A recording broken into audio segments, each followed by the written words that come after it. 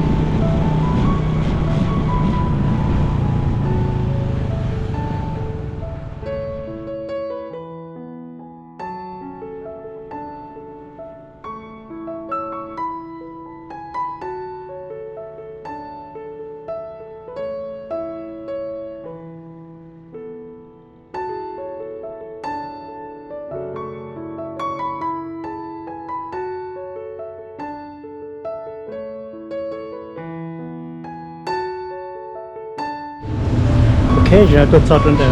ai tên nó nữa thì doanh nghiệp tôi số sẽ một đã chế đó chỉ này mà cho bên mình một sai chế rồi chả cho lột chặt rồi nó này cho nên họ cho lột chặt sẽ nên bỏ bớt đó chỉ cho lột chặt rồi nó thì chế tài thì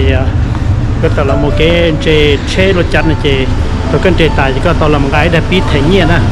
thế thì tôi có tài có tao cái đẹp bí nữa rồi lại thế là tôi bút cái chế tài cái dạng của nó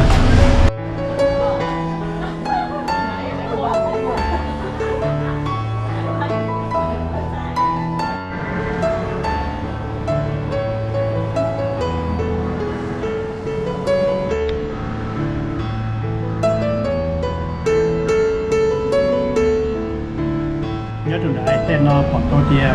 sẽ đỡ lấy từ mua khổng nhớ đồ sẵn y sẵn nó sẵn pê xứ chỉ vì sẵn bao sẵn chỉ sẵn trâu là chỉ chỉ muốn một khổng đi xử lý này bỏ được cũng có nó sủa kia sáng cần có số giờ sáng nó là qua nặng này tiết rồi này mua cái tiết rồi nhớ đồ số nhớ được nó là mua thia nhớ đồ tàu viên trần sinh thế là mua cái dạng thế này